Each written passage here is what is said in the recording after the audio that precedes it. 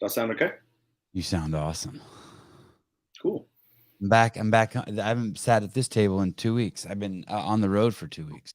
Yeah, I'm aware. I'll watch the show. It's, How's it feel to be back home? it feels great. I've spent too much time on the beach. I'm a minute late. I'm like I've just gotten too casual. You're on beach time. Yeah, I am on beach time. Well, Thanks. good for you. Thanks for doing this. You're welcome, man. Thanks for having this kind of showcasing of affiliates. I think that's real cool. Yeah, I'm having a blast doing it.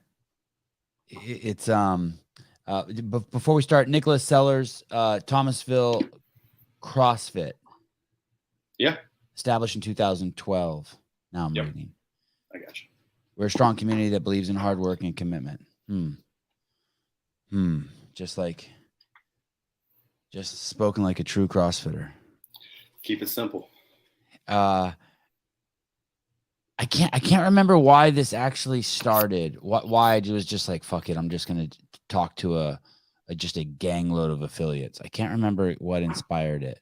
Oh, I remember the episode that you did where you kind of were coming onto it, and I kind of think there's the one that you might have had the idea with, but you probably had this kind of idea for a long time, right? I mean, you're all about the affiliates. You did something like this a while back too, if I'm not mistaken, where you had a bunch of affiliates. This is years ago, probably 6 years ago.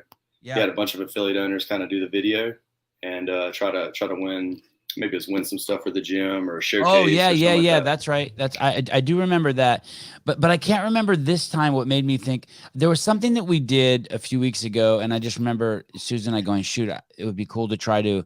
The irony is I want to move away from doing so much CrossFit stuff, and at the same time, I'm just like, screw it. I'm gonna interview one affiliate every week for 52 weeks, and kind of just see what happens. See what the I know people who watch the show will start putting something together, something that I miss or maybe I don't miss, but either way, they'll start becoming some common themes, some common ideas, or maybe this thing will just end up living as a resource for affiliates, moving forward.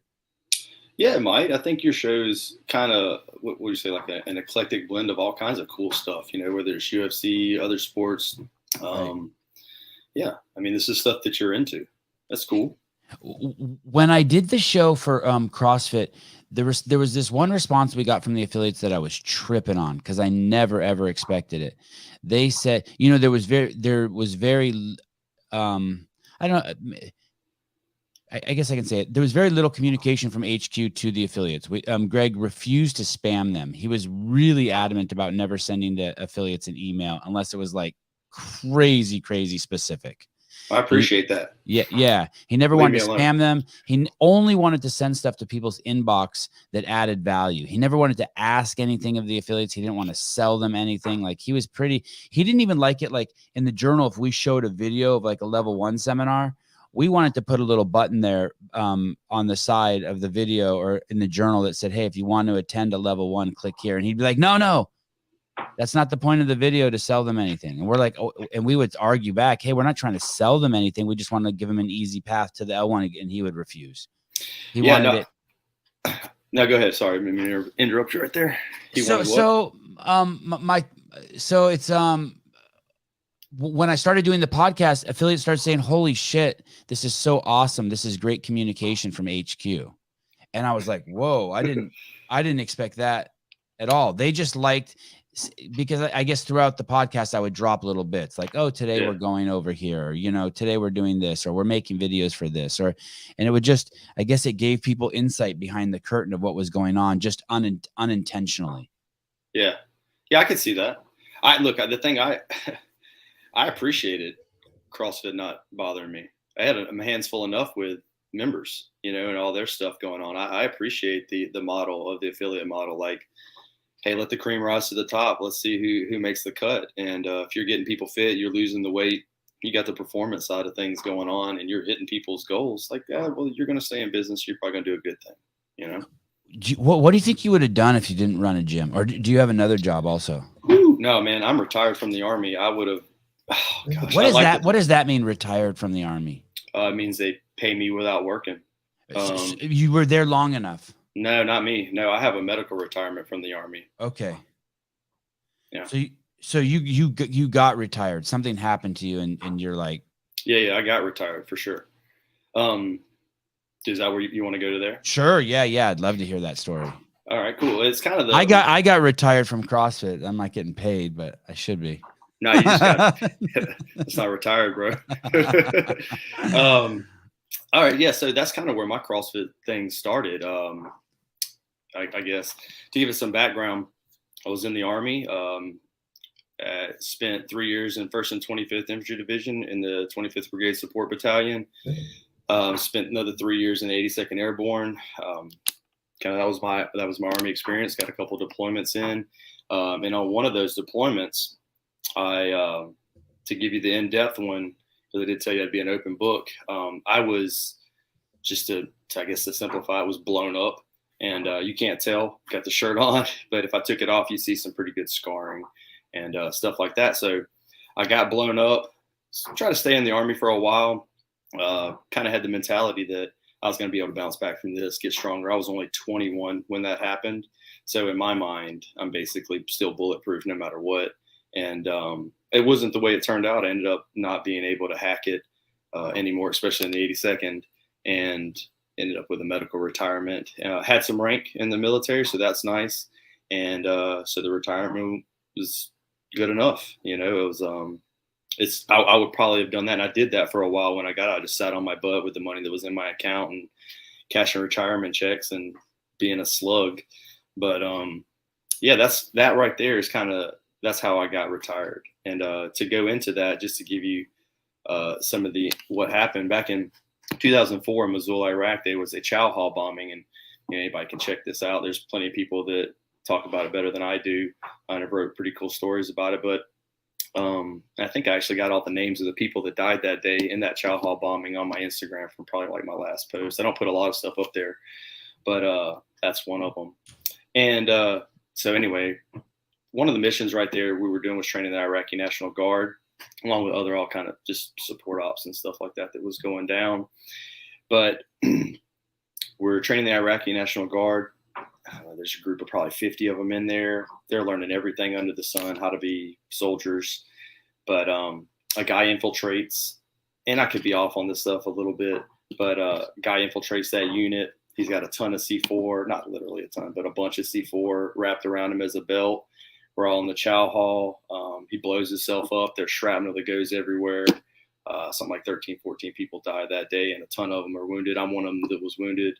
How many do you think died? 13 or 14? I want to say 13. It could be 14. I hate to get that wrong and not have it right off the top of my head, but it was almost 20 years ago. Is that the it says the forward operating base, the Merez bombing? Yeah, Bob Merez. Bob Merez is a command sergeant major. His last name was Merez, and then they named the Bobs after guys like that. Okay. Yeah, so if you're 14. Yeah, okay, there you go. 4 U.S. citizens, 18 total. Yeah, they had all kinds of people working there. There was like Brown and Root, I think, might have been doing the food for us at that time. So there could have been civilians hurt, contractors hurt, soldiers, sailors, international forces were there too. So there's French, European, Canadian, all kind of soldiers, sailors, airmen out there. 4 Iraqi soldiers, total of 22. Yeah, no, everybody that was probably standing at that table died. So you said 22? Yeah, 22 total. 14 soldiers, 14 civilians, 14 Iraqi soldiers. The first 14 were U.S. soldiers. That makes sense. Yeah, so that Hey, what's the longest version of this story you've ever told? You ever sat around and talked about it for 5 hours? No, I don't got 5 hours of that story in there, but we can get graphic if you want. Yeah, I do. I want to go back just a smidge before we get there. Okay. Fucking nuts, dude, that happened to you. Yeah. I was lucky that great unit, good guys trained with us. What happened when it blows up? Is that like we can go right to that? Sure. We'll be all over. I got to go back to your younger years too to see what brings you to that. But go for it. Now that we're here, let's dance a little. Oh, sure. Well, the cliff notes of the younger years was I lived on the farm and I needed a job. In what state? Georgia. Uh-huh. Yeah. And mom and dad married? Oh yeah. Yeah. They were married. They stayed married since I was a baby. My mom was married before, but my dad, smooth talker, got her on the right track, and then I came along. Awesome. Congratulations. It's not I think you're in the minority of people whose parents stayed together. Congratulations to your parents for doing that. Yeah, no, they're awesome. I love them. I love them. So, back to the chow hall, big explosion happens. You can feel, some people will know what this is like, bomb going off beside you, but to maybe articulate it for somebody that hasn't experienced something like that, it's a ton of air pressure. Like if you've been in front of a huge fan, and it's just literally could blow stuff off your table or whatever, or you've been out in, hurricane type winds, it's that kind of pressure. But it's like if it was coming from a blow dryer, like really, really hot air or something like that. And it's pushing behind me. I can feel the heat from it, but man, so many IEDs and mortars that were going off at Fab Marez daily pretty much that you were kind of used to it. I don't want to say complacent. This is probably about 3 months into this deployment. And so, yeah, a ton of pressure. It pushes me up against the table. And what I do is I see everything that's going on around me. It definitely slows down a little bit, push myself onto the ground and start doing a self-awareness check, which is just like, hey, you got to make sure your legs are still on there, your arms are still on there and stuff like that. So I noticed that I couldn't move, and so I tried to wiggle my toes, and that's just kind of part of the process you're going through. I'm like, okay, I can still feel my toes, but I couldn't move my legs. So I decided, I'm like, I must be in shock. Okay, continue on with the self-check. And when I put my hand behind my back and pulled it back out, which is part of it, there's just blood all over it. So open up the vest right there, and you're seeing everything. What vest is it? A vest that protects you, or it's just regular clothes? Oh, yeah, at the chow hall, you're wearing some protective shit. Yeah, everything's on. Yeah, you take your helmet off, but in Fab Marez, that was what the protocol was. And it may be different nowadays. In some places, it's not like that. But at Fab Marez, it was real hot, man. It was not. I mean, like I said, we're getting mortared every day. People are attacking the gates weekly. And it also gets pretty hot. At least it was back then. It gets pretty hot when like one unit takes over for another. It's like the bad guys want to test you and see what your limits are, what you're willing to accept. And that kind of happens as that transition takes place from one unit there and taking over. Did you go by Nicholas or Nick? My dad's probably the only person that called me Nicholas, but I'll answer to either one of those, man. All right. Nick, when I see things in life, I just think, wow, people could really hurt. There must not really be that many bad people out there, because people could really hurt people. Like It would be so easy just to build a drone, put some shit together and fucking fly that thing into a fucking building where there's, I don't want to say it because I don't want to get in trouble for saying anything crazy, but it would be so fucking easy to hurt people. Any fucking Tom, Dick, and Harry could put together a 5-year plan, get a fucking jet, and fucking fly it into something. I mean, we saw that guy in Hawaii. I don't know if you remember the guy who stole that U.S. Airways fucking giant plane. Thank God he didn't hurt anyone, but he crashed into the ocean and killed himself. But do you remember he was doing flips in a big old fucking commercial jet? Yeah, no, I totally remember the video. It was like, holy fuck, this guy's a beast. Oh, yeah. But that motherfucker could have done crazy shit. People are capable of everything. Right. So, and when I've flown, when I've had I've got to fly private a lot, and I start to see the theater of security, meaning we just fly into Canada. Like rich people, like if you're on a private jet, you just do what you want to do. Sure. The customs and all that shit just turns to fucking hogwash.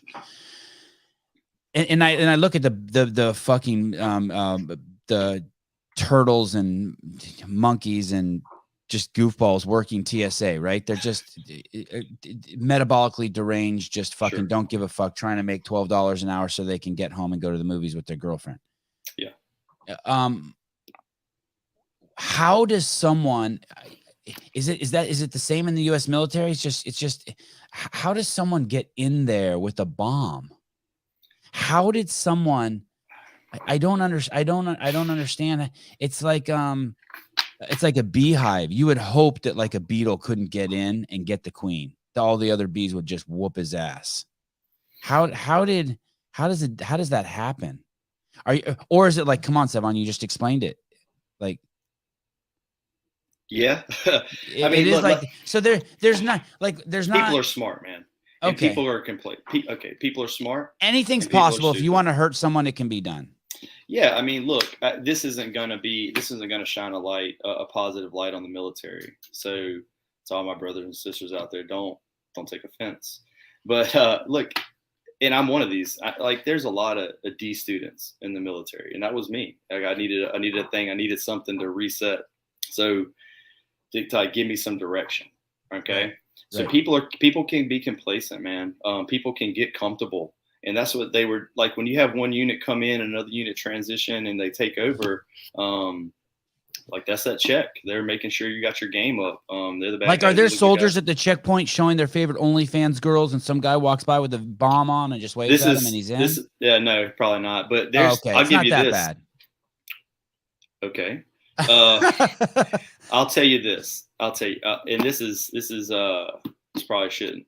Well, here it is. Do you remember those support the troops bands? Yeah. Okay. I'm pretty far enough removed from it. I don't think they're coming after my retirement check. But what we used to do is the pink ones, we would I didn't, not me, but other people would give out these pink wristbands for jobs, basically. You know, you got to understand the infrastructure is just destroyed at this point in time. We're dropping bombs all over everything. The infrastructure, this is in Iraq. That's right. Okay. So people that needed to get jobs and stuff like that would come work on the fobs. It could become doctors, welders, whatever. And so some of the things that could happen, we might give you a pink wristband in exchange for a bottle of alcohol. So you were getting a job and you could get in, like, if you snuck in this booze. Because there's no drinking, there's no partying, there's nothing like that. So right. I know that happened. Right. So if that can happen, anything can happen. Now look, that's an exception. Right. Exception to the rule. There's not people drunk partying. That's not what it is. And if you get caught, you're done. Right. Right. They're putting you under the jail. You're going back to your home and going to jail. Anything like that. But if that can happen, then someone can be complacent enough to let a guy in with some bombs. And also, some of these people are becoming soldiers themselves. So there may be explosives training. There may be you need to know how to disassemble vehicles and like make them inoperable. So you might have to have a certain type of grenade that's just going to burn through this stuff and make it to where the vehicle can't move because you don't got time to sit there and play around. So we have to teach these people how to do this kind of stuff. That's one level of it, and anything in between. Okay. It's do you remember when that stuff went down in Abu Ghraib, where the soldiers were like putting leashes on the prisoners and like taking pictures of them? Do you remember that shit? Yeah. So I'm watching that, and I'm seeing like people shocked and disgusted, and I'm like, dude, what do you think 17 and 18 and 19-year-old boys do? I've seen crazier shit than that at the fucking fraternities in college.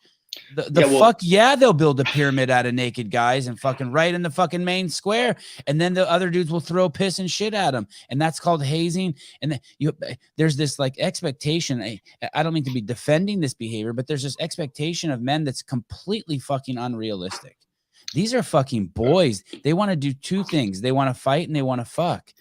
And if they don't, they're not real boys.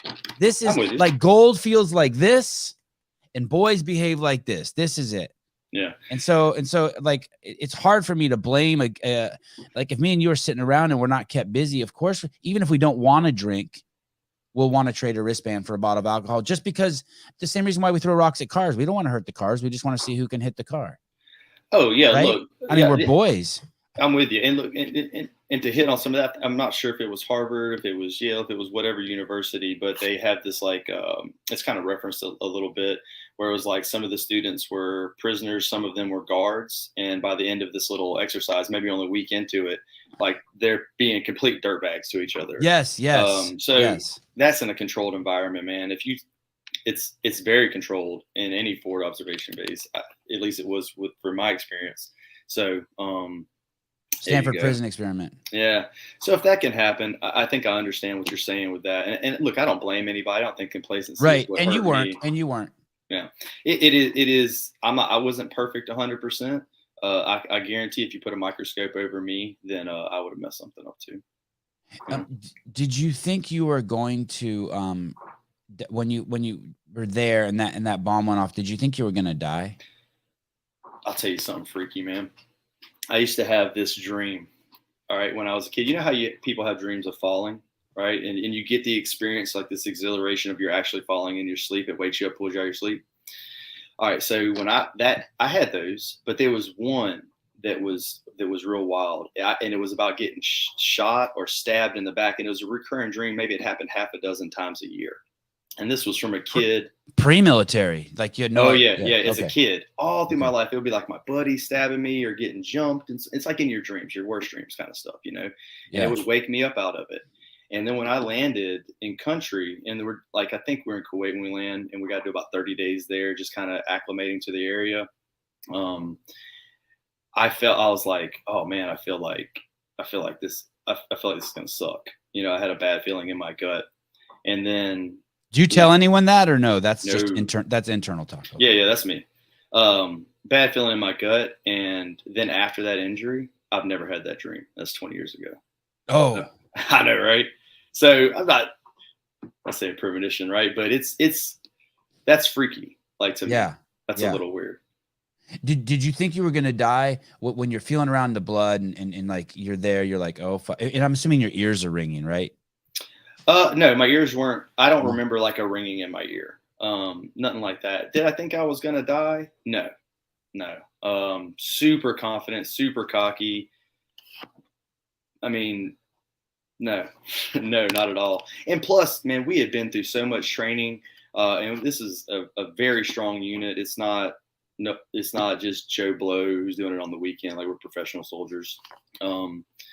So yeah, my guys immediately responded to me, like pick me up, throw me on a table, get me to a Humvee, and I'm probably the first one to the cache. I'm like maybe the first one, and thank God, because they're going to triage you as you're coming in. So I get the guys as you're looking up at the table. Are you like, hey, John, Michael hey, Sanders? No, Michael Sanders was the guy that picked me up in there. He's riding in the back of the Humvee with me. I passed out about 3 times from blood loss. He's slapping me in the face and waking me up and make sure I got it together. We roll into the cache, which is Combat Army Surgical Hospital. We roll into the cache. Another little funny story I like to tell when I tell this. So here we go. I get in, they put you on the table, and everything's happening fast, man. So they're not unlacing your shoes. They basically take a pair of shears and they're just cutting. They just start cutting up. And right when the nurse gets to my knee, I slap my knee. I'm like, wait, don't cut my dick. All right. Yeah. That's a great story. Well, she laughs and she's like, oh, you got to go to sleep, honey. And they, hit me with whatever. And I was out. I was in a coma for about 21 days after that. God, you must have been so impressed that you said that. If I said that, I would be I'd be like, in the moment, dude, I'd be like, yeah, I got it. Yeah. I still got it. I've been holding that one in forever. Thanks for the opportunity. For sure. Caleb, do you guys ever practice? I just see Caleb just popped up in the back. Caleb, you guys ever practice cutting shoes? Just like, hey, here's a pair of shoes, cut them. Well, they're cutting the very bottom of them. They're just slicing right up. They're not taking your pants down from anywhere else. They're getting that shit out fast. You mostly we're just like training on boots or something like that, because it's not very often we're going to see like tennis shoes or anything. But yeah, we'll work on cutting people with trauma shears and just trying to, because it's not as easy as it would seem. Depending. Oh, it sounds hard. It sounds like fuck. It's like I just imagine bolt cutters cutting off shoes, but you don't want to cut off someone's toe. Yeah, and then sometimes you have to like remove a ring or something too. So there's a lot of fabric and shit you have to get through. Are rings allowed? Can you wear a ring when you're in combat? I mean, you can, but that's not very many people don't. Yeah, and usually people like carry it. He's gonna go right into it. You could get obviously these little rubber ones are cool, but a metal one gets caught on something and you're moving, man. Your finger could be gone, or it'll rip all the skin right off of it. Right. Yeah, you don't want that. You could get degloved pretty easily if you get it caught on a piece of anything, like just a crate or like even something on your uniform. If it gets caught with enough force, it probably gets pretty painful. Caleb, I would love to keep you in the front. You got a crazy hum. See you. Crazy hum. I like having I like having Caleb back there. Oh, I like him. I like it, man. I like He's great, isn't he? Yeah, yeah. He's always there, right? He's always in the background listening. It seems He's like. there. He's there a lot, man. That Cool. dude's good. I want to go back a bit. So you before then, did you think you were going to be a 20-year military guy before that accident? Man, I didn't know what to do. I was. But that was about 6 years in that happened. You did 6 years total. Yeah, 6 years total, but that happened at about year 3. Okay, but then when you got to year 4, you re-enlisted. I'd already re-enlisted up at that point. So my initial sign-on was for 4 years, and then when you're about a year out, they're asking you what you want to do and try to re-up you. So I had picked up like as much extra cool school stuff as I could, whether it was like, hey, I want to go to the 82nd. I need jump school added to my packet. I need this unit, or you could be like, I want to go through selection for special forces. You can kind of play it up, whatever your recruiting officers got for you. And our unit kind of had everything on the menu. So whatever you wanted, you could pretty much get, and a wad of cash. And then if you re-enlisted out in country, that was tax free. So, lots of good incentives. And so when you re-enlisted, was it for another 4 years? Mm-hmm. Okay. You said they put you in coma for 21 days? Yeah, a medically induced coma for 21 days. Yeah, man, it jacked me up. I mean, it got blown up, guts are all jacked up, common bile duct got screwed up, lost a lot of intestines, stomach missing some of that, 30% of my abdominal tissues gone, fractured vertebra all up and down that back just from the impact, lung collapse filled with blood. Like, yeah, I was jacked up, man. And they kept me in that coma because they needed to take my guts out, clean them, cut on them, stitch them up, do whatever they do on the inside, put them back in, and then keep me in. They had, whatever a breathing tube is down my throat, and all that kind of stuff. How is your brain? Before, after, right now, what? Any damage done to your brain? No. Like physical damage? No. And when they do the initial work, do they fly you out of Iraq, or do they take you somewhere? So the initial surgery was done right there at the Combat Army Surgical Hospital or the CASH to stabilize. Then I went on a medical Black Hawk to Balad. From there, I actually flatlined on the Black Hawk a couple of times. So they had to pop me and bring me back up, then restabilized in Balad, which had a medical unit there, then over to Germany, where I got stabilized and had some treatment done there. All this I'm unconscious for. I don't remember that part of Germany.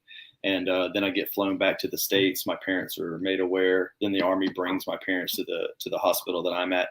And I'm not sure if they thought I was at Walter Reed or Fort Sam first. I think there might have been some confusion there where they had stuck me with my parents. But no, the Army took care of them 100%, man. I think it was the Fisher houses where they were staying. Your parents, they brought your parents and they even put your parents up. No shit. Dude, Denzel Washington bought another Fisher house while I was there, because he loved what they were doing so much, just to bring families of people so they could stay. And if I had to give credit to what helped me get through a lot of that, having my mom, my dad, my brother, aunts and uncles, buddies that were in and out when they went on leave, coming in and hanging out with me, good chaplain, great staff. Oh, man. Chaplain, that's the dude who talks to you about God, the afterlife. Yeah. He'll play chess with you too if he knows how. He'll do a lot of cool stuff with you, he or she. So you go down in some obscure desert and you come to 21 days later in America. Yeah, in a hospital. Yeah. Wild. Fucking weird. Yeah, screwed my Christmas up the whole night. Did you have any of those? I had a guy recently on the show who spent 80 days in the hospital with COVID, 30 days in coma. And he was talking about these delusions of grandeur you had, and just they're fucked up. He was basically saying that, like, when he was in there, he had fabricated this whole story that his family had been murdered. Did you have? I got nothing like that. No, man. Like that. No, for me, I had a little bit of problem sleeping at the very beginning. Like, anytime I would try to go to sleep, it would bring me back to that day and that kind of stuff. But no shit. This is after you're awake after 21 days. You got some like damage, like shell. What the Ninja Turtles used to call it, shell shock, right? Like, just like you're fucked up. You're shaking. Yeah, for sure. And anytime I would try to go, you know how like sometimes you can maybe think of some things before you go to bed, and then you like dream of that stuff. I could do anything. I could be dreaming of the hottest chicks, the coolest thing I'd ever done. And by the time I started to doze off, it would kind of bring me back to that. That happened for a few days, but they, got a shrink, or psychologist, psychiatrist. I don't know exactly which one. Got on some meds. Maybe I took those meds for a week, and I never had any problems since then. Damn. And at this time, you're 25? 21. 21. Yeah. So December 21st was that was the day of the explosion. I turned 21 in December 5th. Okay. I thought you said that. So that means when you went into the Army, you were 17? 18. Just turned 18. Yeah. So December 5th, then maybe January, I had signed up, and then April 2001, I'm in basic training. Wow. Crazy. Jeremy, thank you. I'm later than a Badusi. I don't think that's the right use of the word Badusi. We'd have to look that up, but I don't think now's the time to look it up. Good morning, and thank you for the money. I'll buy something with that today. So you joined. Why do you join the Army? Good recruiter. I needed a job. I was working at a Subway in Cairo, Georgia. For those that know where that is, that's not a great job. Subway's cool though. You see girls come in there. You could make your own sandwiches. Oh yeah, this is old school. This is like back with the stamp card. So I could have probably pulled out some stamps, gave them a little hookup. Sure. Yeah. It was great. How long did you work there? No longer than I had to, man. Were you there more than a year? Probably not. Do you remember your starting wage? Probably $7.25, something like that. Whatever minimum wage was back then. You know, there at the Pete's down by my house, Pete's Coffee. There's a sign that says starting at $20 an hour. Shit. To serve coffee? That's some good coffee. I mean, just to be rude to people. Oh, really? Just to be an asshole to people. Fuck you. Hey, why is it? I feel like every time I go into Pete's and order something, I like their coffee, by the way. Cool. I really like Pete's coffee. It's a little burnt and it's really strong and it's like oily on top. Perfect. Yeah. But anytime I go in there, and I don't go in there that often, the coffee's never made. It's always like we're making a fresh batch. Always at Pete's. Well, do they have a big thing of it, or is it like one little cup? It's a big thing. It's the big thing. And I hate it when I go to Starbucks and I order something and I see them making a pour over. I'm like, dude, listen, you jackass. No one comes in here and wants a pour over. Yeah. People stop here to get high and leave. I just want to take my hit and go. Tanya Bowers, thank you, Nick, for your service. Thank you, Tanya. And a little prayer. I think this means like prayer, like maybe is this thank you or thank you. Oh, thank you. Yeah. And so did the recruiter come in there and order a sandwich and then start talking to you? Nah, man. I brought my buddy. I gave him a ride to the recruiter's office. And so I'm just sitting there in a chair. He's in the back talking to the recruiter. The recruiter comes up to me and is like, hey, man, what can I do for you? And I'm the guy's like, you can't do a damn thing for me, man. I was definitely anti-authority. Army. As a teenager. Yeah, Army. Anti-authority, or were you a Democrat and you were raised to hate the U.S. military? No, my dad's a Marine. I got other military in my family. We love the military, but authority wasn't my jam. Okay. Yeah, it is. I love police officers and stuff like that now, but I was a hooligan growing up, so it wasn't my jam. That's interesting. I'm the opposite. I loved authority as a kid.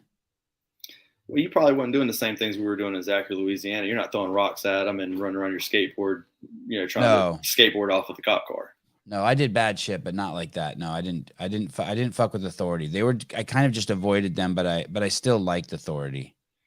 Yeah. My best friend's name, he's a police officer now in Baton Rouge, Louisiana, but he literally broke the nose of a cop. So, we're. Yeah, I was like, if the cops pulled me over, I was turn the car off, put the keys on the dash, hands like on the window. Like I was. We're five kids spreading all different directions. Screw the one that gets caught. Yeah. Different. So you're in the recruiter's office and he talks to you. Yeah, and they said $10,000 sign-on bonus, and I couldn't get that pen on the paper fast enough. No shit. Gary Roberts told me that too. That he joined the Marines to buy a motorcycle. I bought a Trans Am. Wow. Yeah. Wow, that's 78. Wow. 78 silver Trans Am. 400. That is some white trash shit. Good job.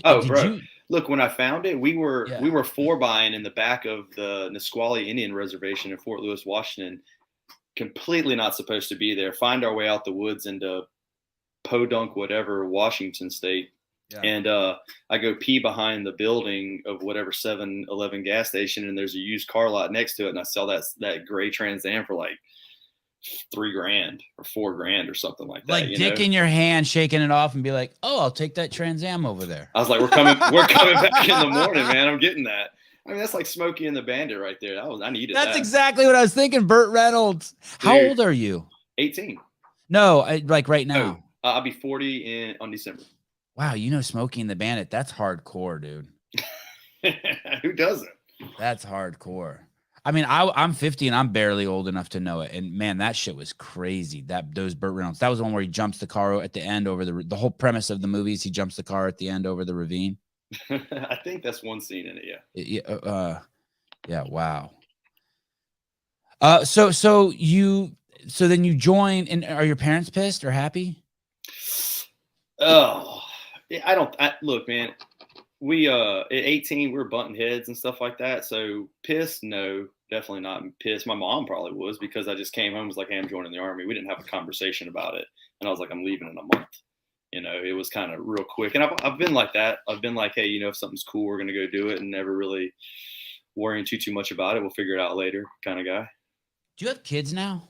Oh yeah. I got 3 kids. I got a 19-year-old daughter who's going to college out in Colorado. And I got 2 boys. I got a 4-year-old Julian and a 1-year-old Lawrence. So 2 different moms. That's right. Man, something. Do you think, did the explosion change you? Yeah. But sorry, of course it changed you. Let me rephrase that. Did it change you for the better? Did it make you more change your? I mean, obviously it fucking rattles you and injures you. But does it? Do you reevaluate a life as a whole, like, or does it bring you to God, or does it like did it have some cataclysmic shift on you? No, I mean, you could whenever I woke up, it was just more like, okay, how long is this going to take for me to get back out to the unit? Like, okay. What's this going to take? I mean, I was paralyzed for a while. I couldn't walk. I had to be immobilized for 3 months. 3 months of physical therapy after that. Then I'm back on rear detachment after learning how to walk again. I mean, I went from a 185-pound paratrooper down to about 115 pounds just from the atrophy from laying in the bed. Crazy. It was 115. Are you fucking kidding me? I'm not lying. Oh, dude, I wish I had some pictures I could pull up or something. You must have looked like a skeleton. Straight up Holocaust victim, dude. It was gross. It was real gross. Sunken in eyes, real dark. I mean, when General Shoemaker gave me my Purple Heart, when he pinned it on me, I didn't even fit in my uniform. It was like kind of a blanket on me, so it sucked. It was bad. It was great to meet General Shoemaker, but it sucked. It was like a shadow of your former self. When you see yourself as a badass paratrooper, it's it's a little different. Total side note, anyone out there who runs a jiu-jitsu school, or any parents who are going to take your kids into the martial arts, I don't know what the fuck is wrong with you, but do not let kids be out there with jackets that are too big and pants that are too big on them and not roll them up. You fucking idiots.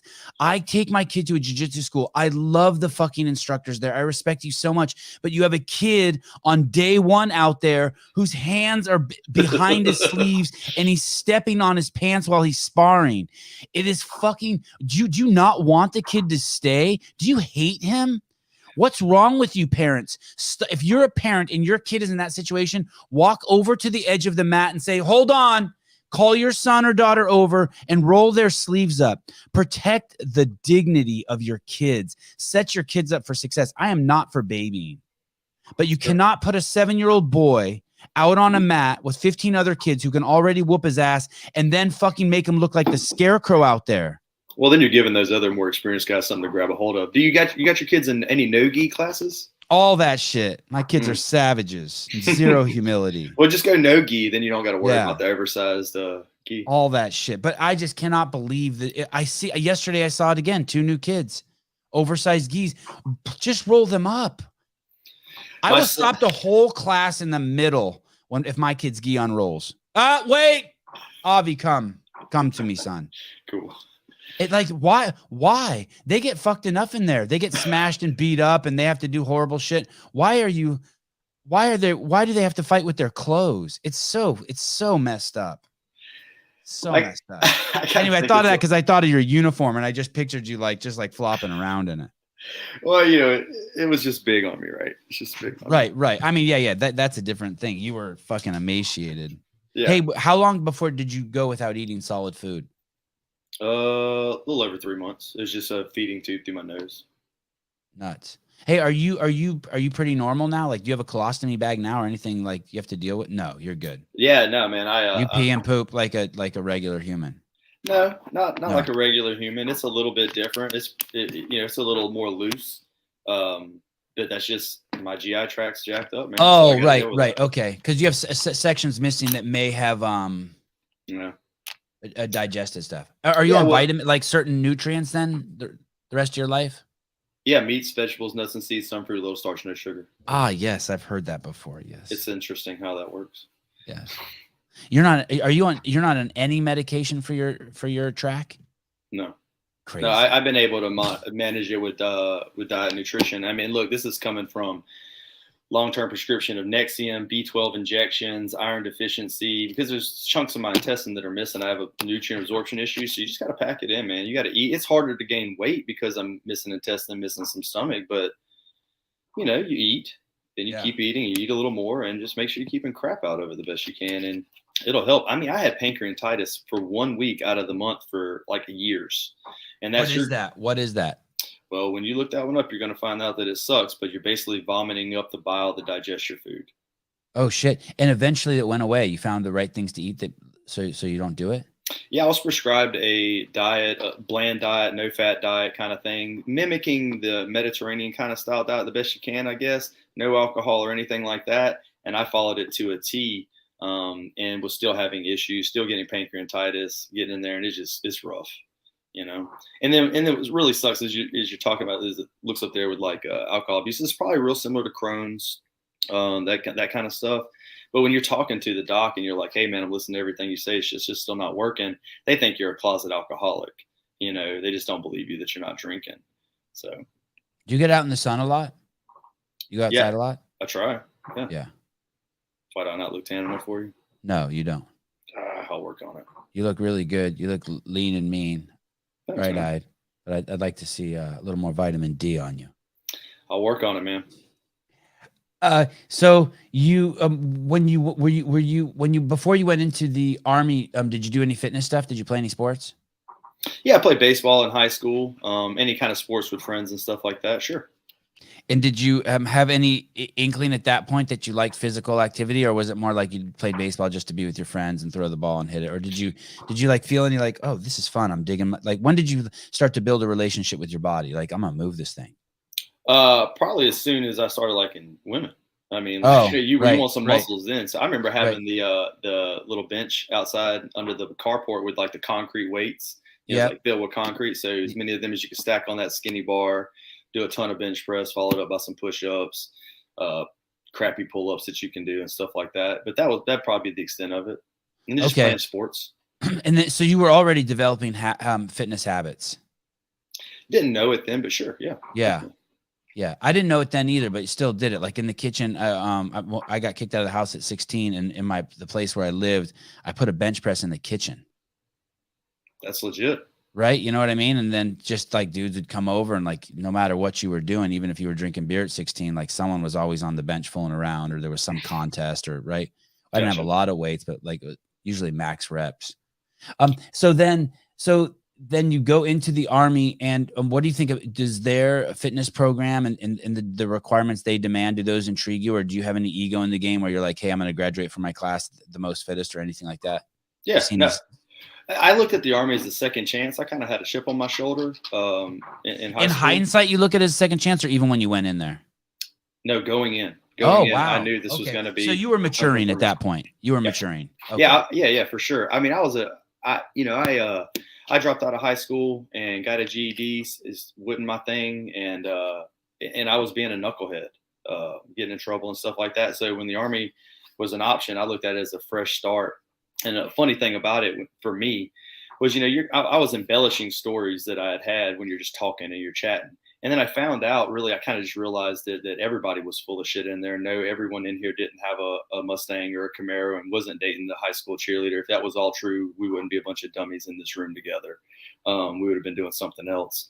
So that right there helped me a little bit, that little realization. And then I was like, you know what? We're all E-zeros. Nobody's special in here. If I just work harder than all these other dummies, I'll win. And I really believed it to be a meritocracy. And I think in my experience, it was. So the harder you work, the more stuff you knew. If you could pass your PT test, if you ran faster, you got to be a squad leader or team leaders. And so I was just in a race to beat everybody else and do it better so that I could get promoted faster, make more money. And also you got days off when you do cool stuff like that. If you max your PT test, you might get a 3-day weekend. If you go win a Soldier of the Month board, you go get a 3-day weekend. So I wanted to excel fast. I got promoted above my peers, faster than my peers. And yeah, I was all about it. I was all about being a soldier. Was that the first time you'd seen your competitive side, or did you know you were competitive your whole life? I've been competitive my whole life. I wanted to be a great baseball player. Just it wouldn't lined up for me. Anytime there'd be a foot race or something like that, I want to win. I want to win at whatever it is I'm doing, for sure. In 2004, when you were in the military, you didn't. That was a little early for CrossFit. Like, had you seen any CrossFit when you were in the military? No. No, I did a ton of push-ups, ran, sit-ups, and ruck. That's what I did. And what year did you get out? 6? 7. Yeah. So that was like just when it was like starting to really creep in. That's when like. In my CrossFit. Yeah. Yeah. That's so you were on your way out as CrossFit was coming in. Yeah. I mean, it was obviously in before then, but really start coming in to where like sure all the badasses were doing it. I never heard about it until I was out of the military. And then how did you hear about it? How did I hear about CrossFit? Sorry, Austin Hartman. I'm currently sitting in the parking lot waiting for my E6 advancement exam to start. Wish me luck. Good luck, Austin. What's that E6 advancement? He's his pay grade is E6 and listed 6. He's trying to be a staff sergeant. I think so. He's probably in BNOC, and that's just his school that he's got to go to get promoted. And he'll get more money if he passes his test.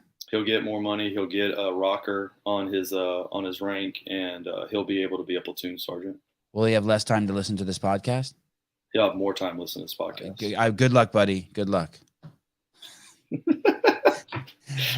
Okay, so where were we? So you came across right? 2004, and then how did you find CrossFit when you came out? So I found CrossFit. I was injured, and I was looking for something. I was doing P90X at the house, that kind of stuff. And my sister-in-law, who was doing CrossFit down. Sorry, who introduced you to P90X? I don't know, whatever info commercial. Right. Okay. And then you bought the DVDs with your own money. That's right. Okay. Good on you. All right. I had the little pull-up bar in the hallway thing. Or door frame. By the way, those guys made billions. You have to $20 at a time for sure. Yeah, there's levels to this shit. Like those guys made so much fucking money. But that and then whoever replaced your crown molding for jacking that up too, probably made $1. Right. You're right. They kept the economy on. Not only did these guys make a killing, but they helped the affiliates a lot because a shitload of people went from P90X into CrossFit.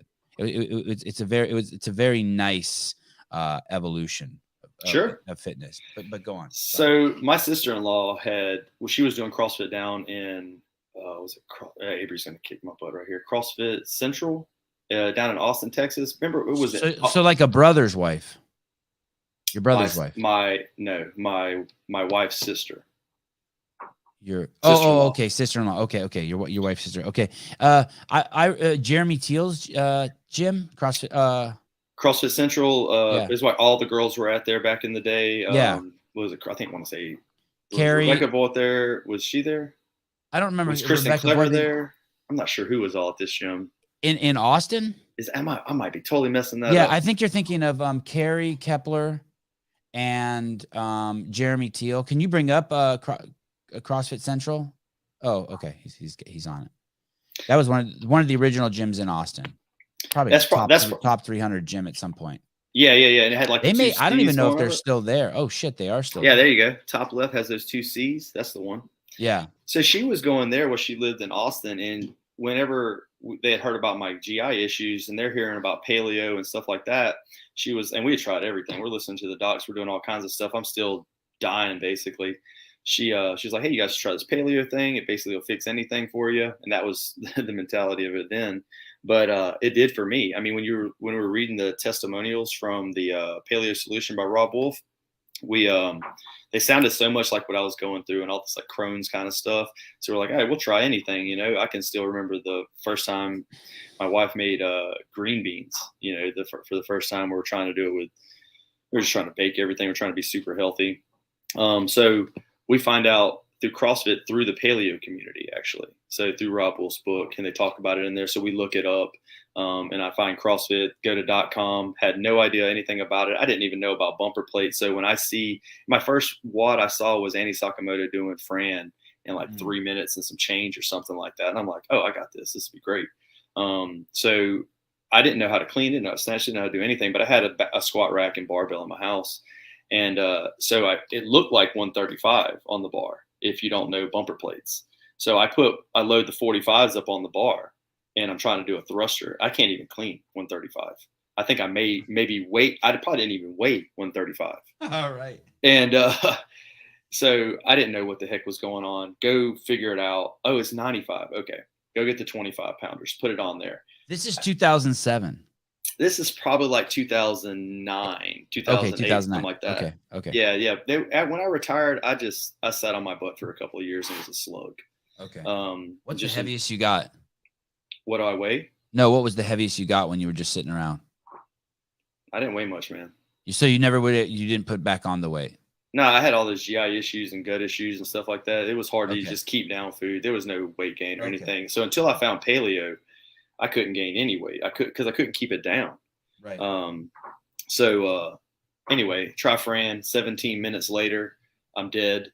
And I'm like, well, this is awesome. I can't let this soccer mom beat the brakes off me. Right. But she did. She probably still could. And so yeah, I was hooked after that. So I stayed on .com forever. I mean, literally, dude. I found it. I thought it was awesome. It was working for me. I was able to put some weight on, able to get stronger. Did you join an affiliate or did you just doing it all at home? I did it all at home. I bought all the stuff. I went to Rogue's site, would buy like the military kit, drop a couple grand on something or whatever I could afford. Not a couple grand, probably like $800 at the beginning. But it started getting stuff, you know, kettlebells, bumper plates, you know, whatever I could get. Building some stuff from like the articles from the journal where it's like, hey, people throwing this. So I was doing all those things. And I did join an affiliate after I was studying for my level 1. And I was on board 100%, man. I loved it. And I mean, I was driving 45 minutes to go to that affiliate. I went there for about 30 days. It was called Tallahassee CrossFit. Yeah, those little things were the kits back in the day. Damn. Yeah, they were cool. So yeah, I joined an affiliate for 30 days because I was on my way to take my L1. So I wanted to know what it was like to be inside of a box because I was just doing it with like a couple of buddies. And my girlfriend and wife now, but like I would get her to do some stuff with me here and there. How did you meet your wife, your current wife? Hold on a sec. Come in. Hello. Hey, how you doing, man? Hold on a second. No problem. I know I'm at the wrong place. You ain't got a teacher here named Patel, do you? Patel? Yeah. No. What a good dude. God, I love the South. That's cool, man. I got the bay doors open out there. Are you the only person there? No, this guy's here too now. Oh, hey, you should have told him, hey, feel free to get a workout in. I'll be out in a few minutes. I'm slipping. I'm slipping. Hey, buddy, get on the exercise bike. I'll be done in 30. Get on the assault bike. I'll see you in 30. Yeah, right. Yeah, right. He won't be there in 30. There's a defib. Bring the defib over. Hold it in your hands. Oh, that AED's blinking green. We're good. Yeah. We're good.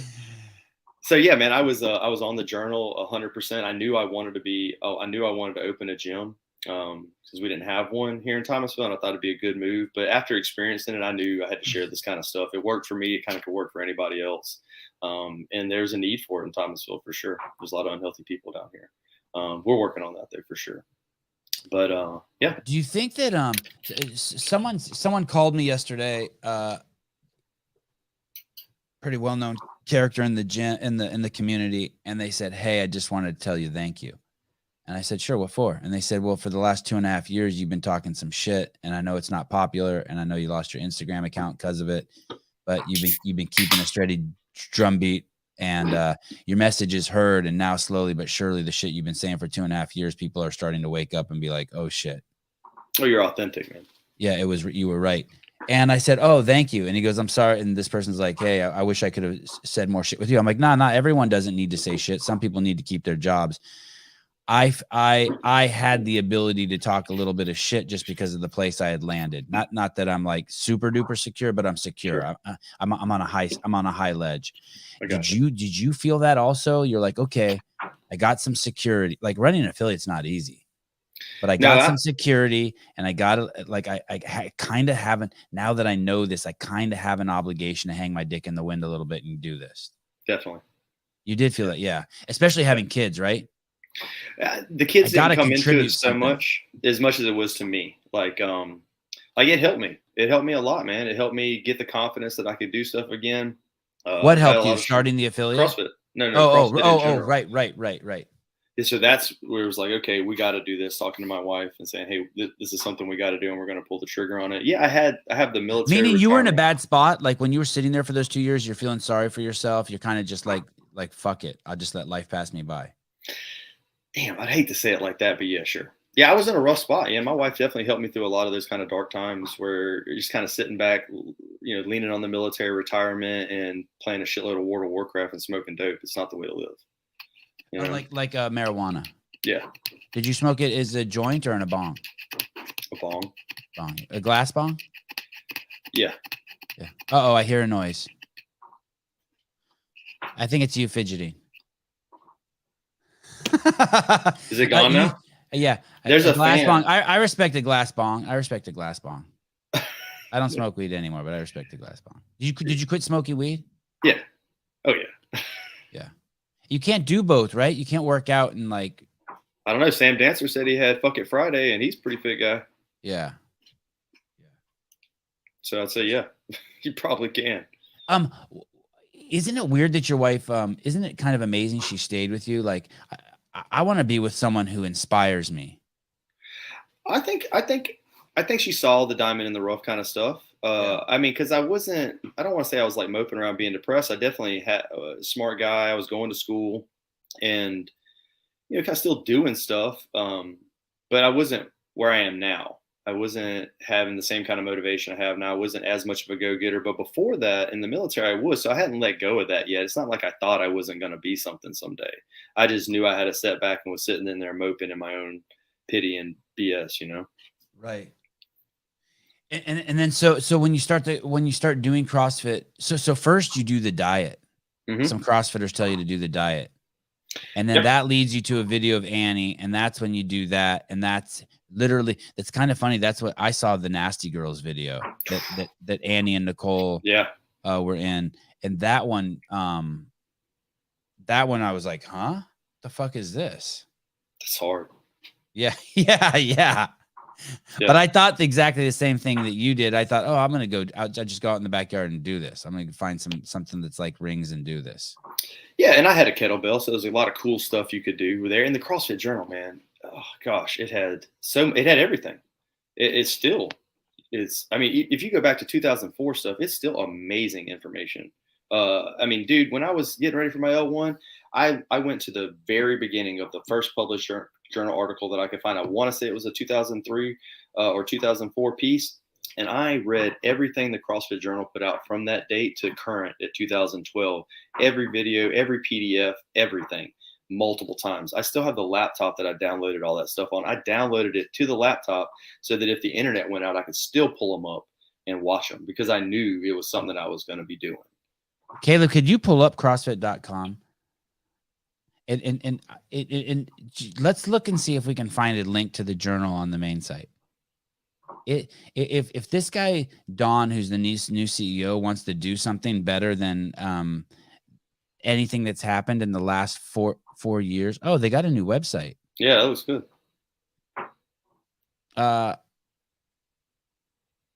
It's interesting that it starts with media and yet they have no media department. Oh, they got a media tab, but no media. Wow. It's a work in Guys, I could progress, help you man. guys. Scroll. Let me see. Scroll. What is CrossFit? CrossFit affiliates.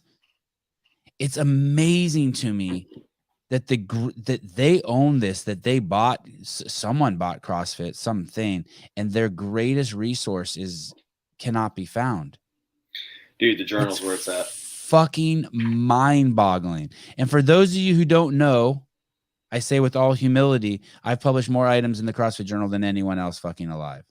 I believe you. I believe it. And Bill Starr's up there too, though. He's got a lot of stuff that he did Who? back in the day. Bill Who? Starr, Oh yeah, ton of stuff. Yeah, lots of stuff. Greg Glassman, yeah, ton of stuff. Obviously, Greg. So Caleb, it's not on there, right? There's no link on the main site to the CrossFit Journal. No, I had to search it, and then it gave me a link to a completely different website called journal.crossfit.com. Don, throw that link up there, and you're at the 50-yard line of being the greatest CEO CrossFit's had in the last 6 years. I swear to God, I mean it. I'm not even joking. It's that easy. Are you pulling out the race? Give him a chance. I'm definitely giving Don a chance. I'm definitely Gotcha. giving Don a chance. I definitely give him a chance. I have concerns that the people there who are working there don't know what the product. I mean, I've spoken ad nauseum about it, but they don't know what it's like. The example I always give is they think they bought Harley Davidson, but they bought the Hells Angels. And so they're still looking around for the motorcycle manufacturing plant, but there isn't one. That's not what CrossFit sells. It doesn't make motorcycles.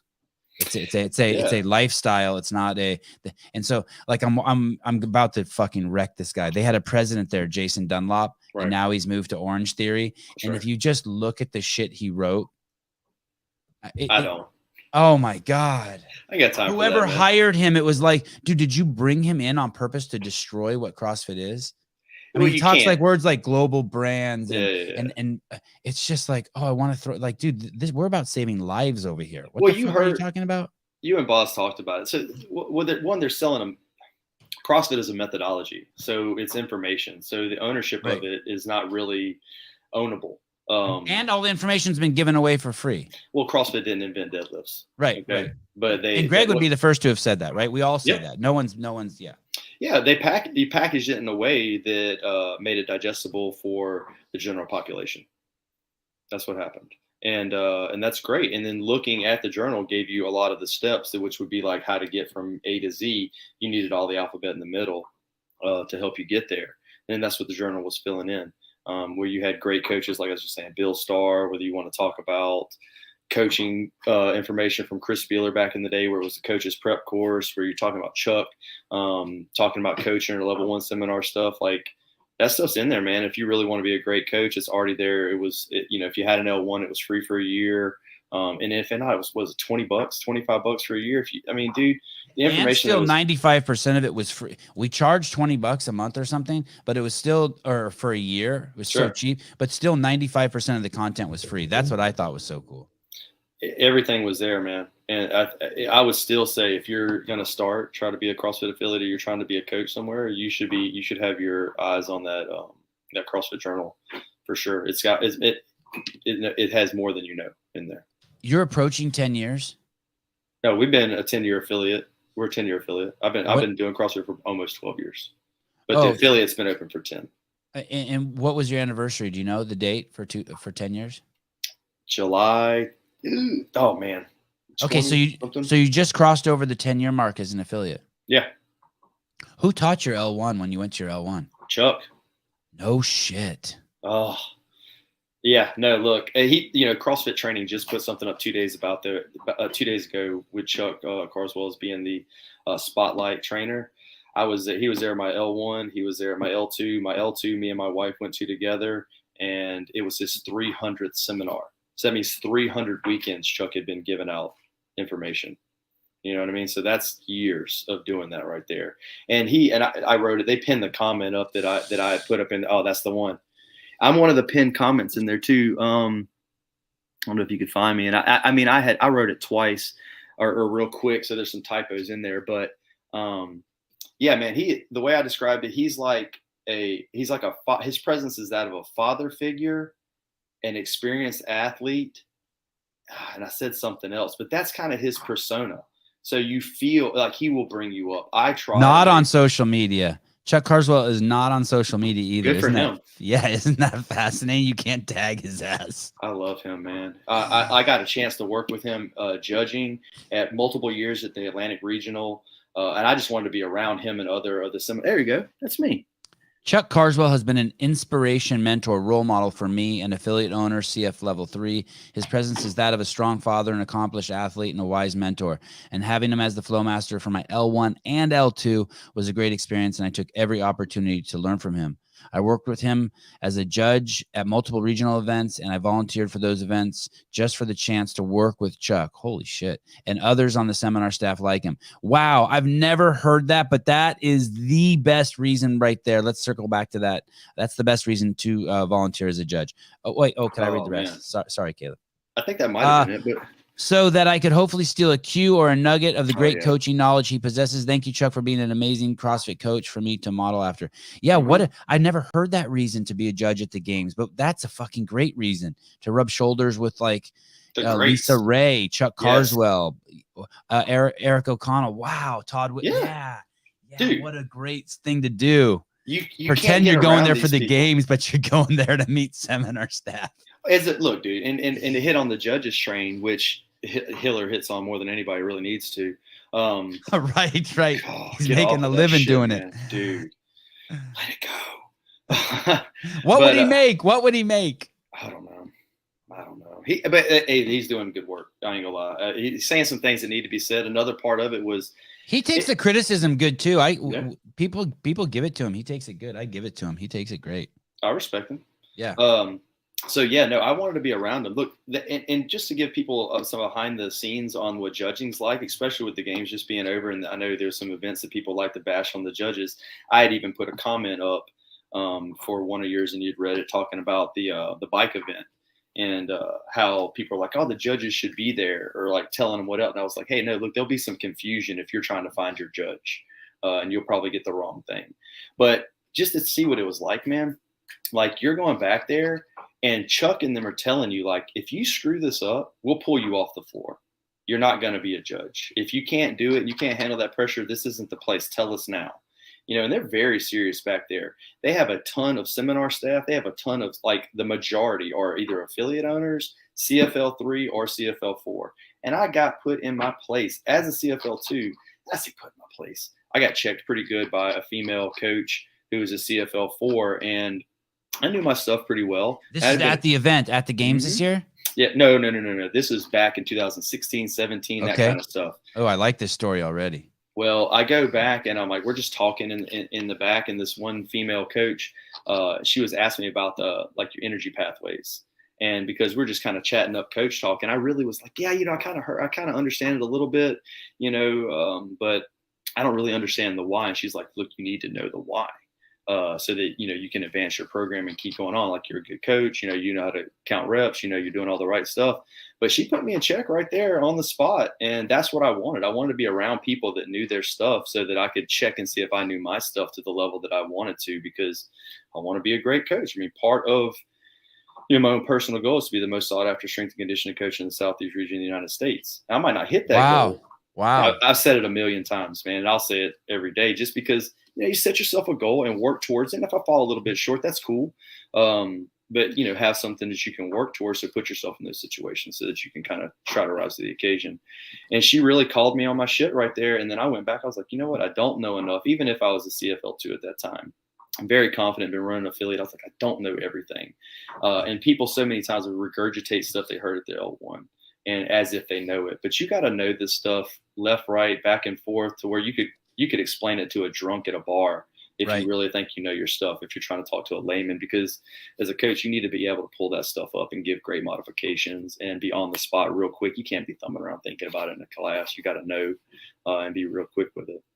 But I wanted to be around people like that. I wanted to be around people that were on the seminar staff. And if you've ever been with Chuck or any of these guys, like, they're so cool, they're so professional, they can pump you up, they can bring you to a spot you didn't know you could be at, and then you're a part of it then. And I knew I wouldn't crack under pressure.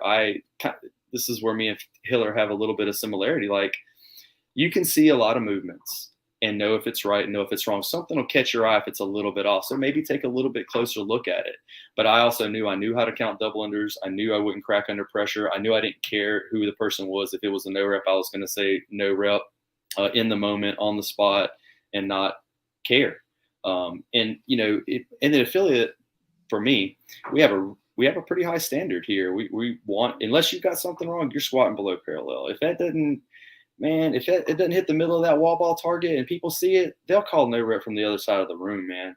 Like, they want a high standard, and people respect and appreciate that. So when you can watch it, and you've been watching, and you're going to the regionals and you're watching it online, and you're like, ooh, I don't know about that. And especially that time, not to beat Josh Bridges up, but I think you can remember the Invictus, like, fish lens kind of debacle. Yep, totally. Like, you got to be ready for that stuff, and be able to call it out and not let the popularity kind of get to you, and keep the standard up for the same reasons, Hiller's talking about. If you don't have the mobility and flexibility is going to be one of your pillars of fitness you need to have. So maybe you don't got what it takes to be the fittest on earth because you don't got the mobility or flexibility.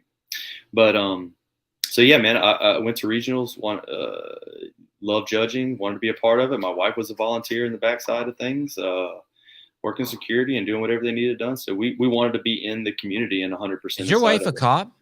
No. She's just a CrossFitter. So she's totally ready to do any kind of security work. Hey, was your wife in the military? No. Have you been at the same location all 10 years, your affiliate? No, we bounced around for sure. We had to find the right spot. First it was started at 500 square feet, tiny little crap building on Commercial Drive.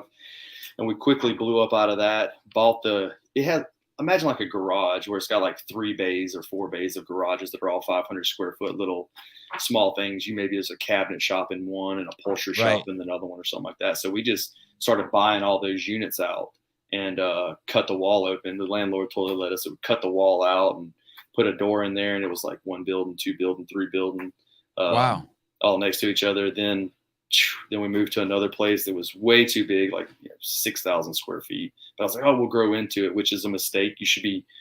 Don't think about growing into something, grow out of what you got. And then have to go get you a new shell. Don't try to grow into it. You might buy it when you can shoot. That's just advice to anybody starting out. But, and so you moved out of that place. Yeah, moved out of that one, then moved into another one. This is what we call the Walmart gym because it was behind Walmart, but it was 10,000 square feet, huge. We had another CrossFit gym had closed down at this time that opened up after us. So we took half their members or whatever clicked up with us, and I don't know, man, we might have been 150 strong then. It was a monster. We had 3 coaches plus me head coaching it, and it was a wild mess. And then from there, well, then then kicked some people out the gym. So there was some clicking up that happened, and we had to cut some cancer out. And it kind of. What's that look like? Tell me about that. Man, I've embarrassed myself with some of that, like how I acted when I was younger. You mean when you owned the gym, you made some bad decisions? Yeah, how I treated some people, like thinking fuck you, hit the road, don't let the door hit you on the way out, kind of stuff. And that's just not the way to work. Burned bridges that I shouldn't have burned, said things that I probably shouldn't have said, not been as sweet as I could have been, and just let my pride and my arrogance get in the way of relationships, which isn't what you want to do as a business owner. Wow. Yeah, no, literally one of the guys who, they were clicking up. They weren't they'd be one group over here, and it isn't meshing well. And it was from this old gym that is shut down. They it still had that vibe because we all had a little bit of beef, this competitiveness from the CrossFit gyms being in a real small town. Yeah. And so it just wasn't they weren't showing me the respect they were supposed to show, and that's their bad. Right. But yeah, there's some clicking up that happened, and then I kind of brought some of the people in. They were they're the leaders of it. We sat down and had a one-on-one, and it's just kind of hey man, look, let's not measure wieners right now because I own the gym. This is stupid to have. Why are you here? Why do you pay for a coach if you're not going to listen? And so you tried. It sounds like you tried to have a honest dialogue. You're just saying you failed at mediating it properly. Yeah, I didn't know what to say. I didn't have the right words at the time. I didn't have the right persona. Whatever it was that didn't let that relationship continue from there. I would say it's on my end of it. It's crazy how you own that. It's crazy. crazy how you own that. Well, I'm okay. I'll tell you this one, man. This is Yeah. for people that want to be leaders. The Army's Yeah. definition of leadership is the art of having people want to do what you want them to do. So Yeah. no on that. You gotta motivate people. That's like that word. You want the art of Say that again. Say it again. The definition of leadership is the art of being able to have people want to do what you want them to do. Okay. So, by the way, that is why Dave Castro is such an amazing leader. Anyone who doesn't know Dave, it's fucking, it's mind-boggling. It's mind-boggling what he will get you to want to do for him. Look, there's things the military teaches you about leadership, man, that I don't know if it's as easy to learn at other places. Like just something like not eating before your soldiers. If you're charged, you're a platoon sergeant, you're a squad leader, you're a team leader, whatever. Like having the Joes eat first. That's part of it. Like you need to understand and respect. Like, hey, these are the nuts and bolts of things. This is the order of things. And this is one way I cannot take from them and I can give to them something more. So I'm going to ask these guys to put their life on the line. So I need to be in the front. I need to be saying what I say is what I mean. And that I had great leaders that taught that's how they led. That's how they taught me. So I just wanted to emulate what they're doing. I've been a copycat forever. I'm trying to copy Chris Spieler. I'm trying to copy Chuck. Yeah. Plagiarizing is a brilliant attribute of great men. Hey, they told me at the L1 it was cool. They say, hey, take every cue you can from here, steal it, use it as your own, and I 100% did. And I'll do it if I hear anything good. And I tell my people to go drop in at other boxes because and you might hear something different. If you go drop in another person's box, you're wearing your Thomasville CrossFit t-shirt, you go in there, hopefully I've instilled some pride in you in our gym and you want to go show up and be like, hey, this is what I can do. So if you go in there with a good attitude like that, and I tell you like, hey, it's good. Go listen to that coach. He or she might tell you something. And you go in there with the mentality like, hey, I'm an athlete. I'm coming in here to represent. You might be at a heightened spot to like perceive good information, right? So you might hear it differently or take it differently. And anybody that's coached anybody or any parent has said one thing 100 times to the one person, and then somebody else says it the exact same thing, and for some reason it clicks.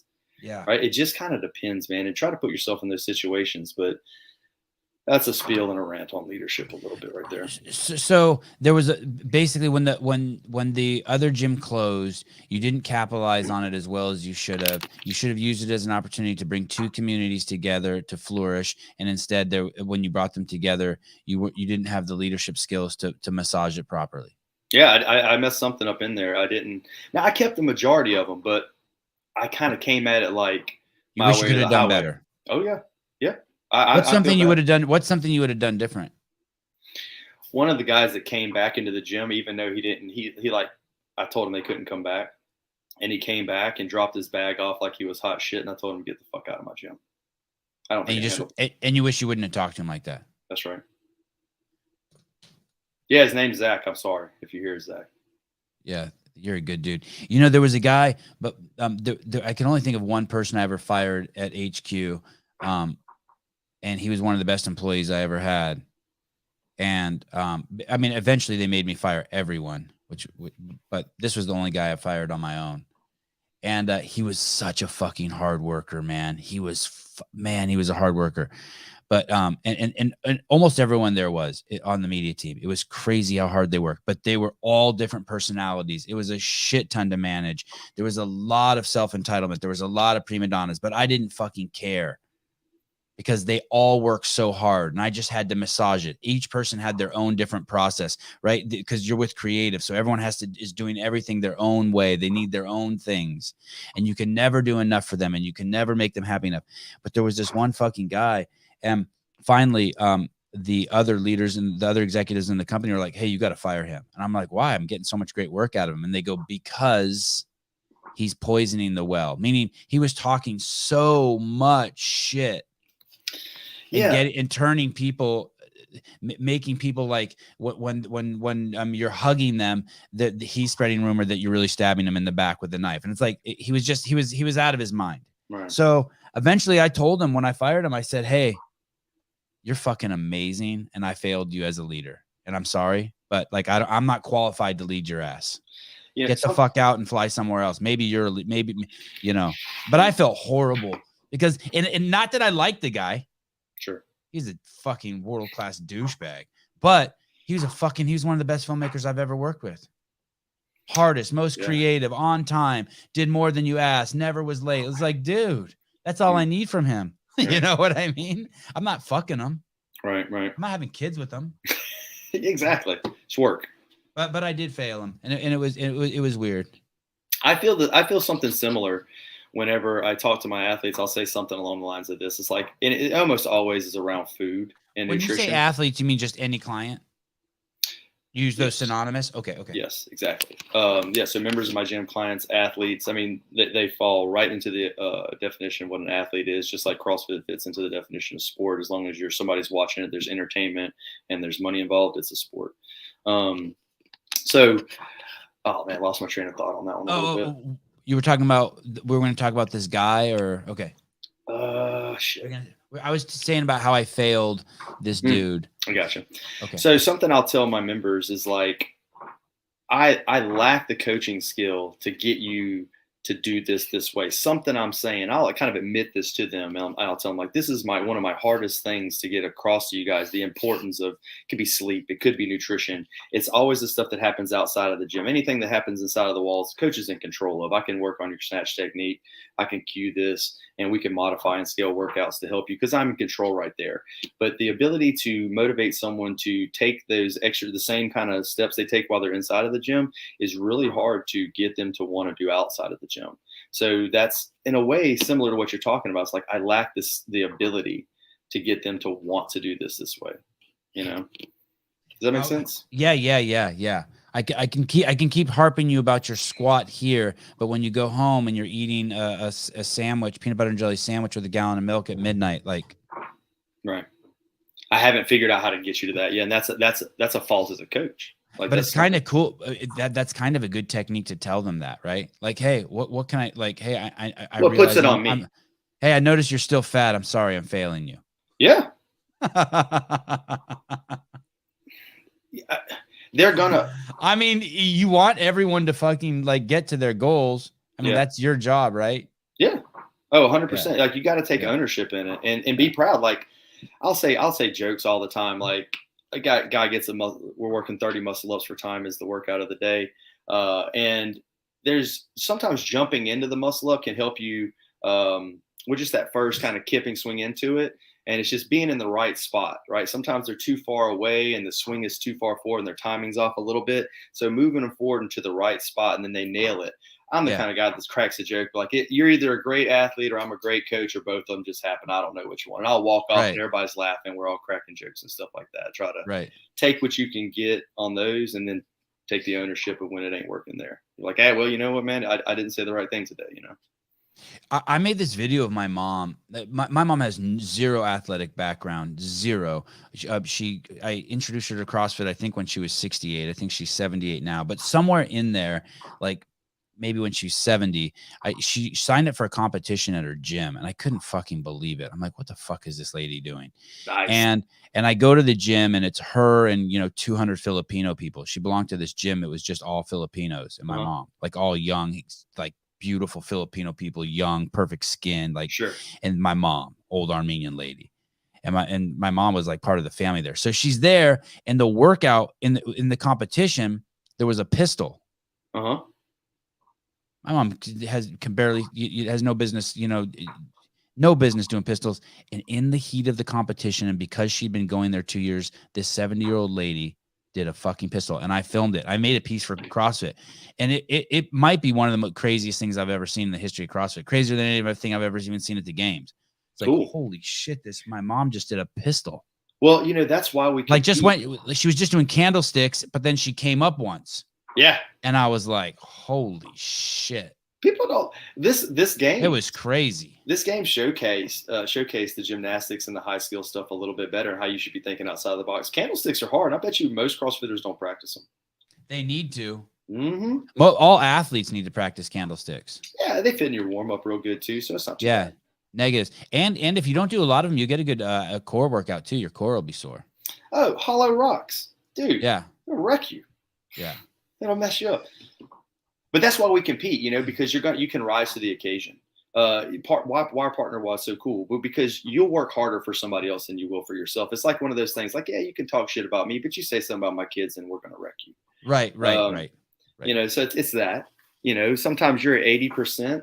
And that's why having a training partner is so good, because both of you could be riding at 60%. Like we're both like, man, if it's a little too cold, I wouldn't go by myself.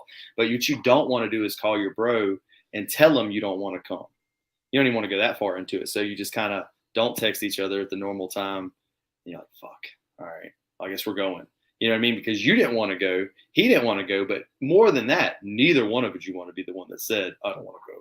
Right. But that's it. Right? That's the team part of it. That's the community. That's the affiliate. You're going to get outside of your box. You're going to try something new, because if you don't, you have to look at yourself a little bit there and say, I'm not doing this. I'm not participating. And it's different here in the regular world versus the military, where the military, you have to do what you're told. Okay. Now, hey, you're paying for it. You're paying me money to come here to listen to me. Yeah. You know what I mean? You spend your time, be a part of the team. And if you don't, it depends on what kind of culture you've developed in your gym. And in this gym,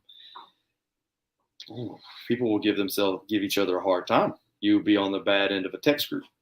You know what I mean? You mean at Thomasville CrossFit? Yeah. Yeah. I went to watch my wife work out many years ago, and she was doing a partner workout. And right before the workout started, I heard her partner say, we don't need to count our reps. And I was fucking, for like a month, I hated that girl. Like, you know what I mean? Like she wanted to, she was looking for a way out to take, and I know this girl's awesome. I love this girl, but she wanted to take the pressure off of them. And I was like, no, that's part of the fucking workout. Yeah. To feel that fucking pressure, to know that, if you want experience, like, yeah.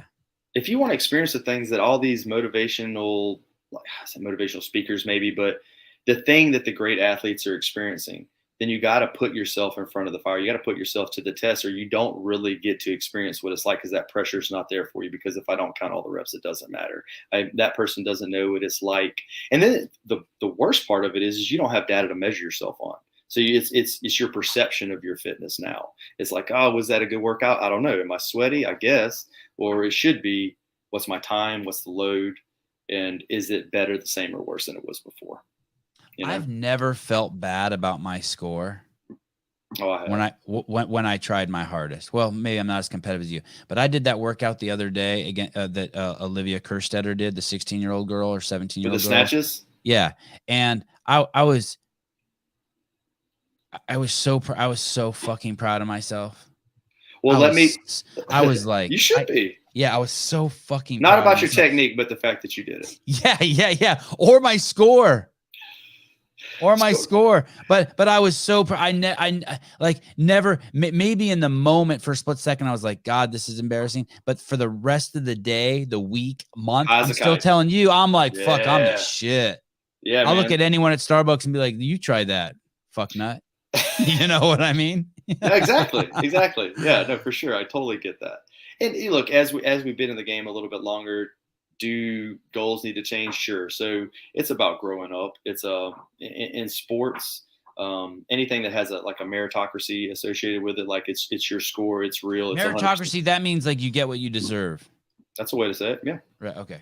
Yeah. You earned it. You put in the work, you get it. You're in the work, you don't get it. Yeah. It'd just be a form where merit is at the core. So that is like what you do, what you're capable of, what you've earned. Why do you keep? I'm assuming you're an active affiliate. You pay meritocracy, a system, organization, or society in which people are chosen and moved into positions of success, power, and influence on the basis of their demonstrated abilities. Sure. So the opposite of woke. Opposite of woke. Might be.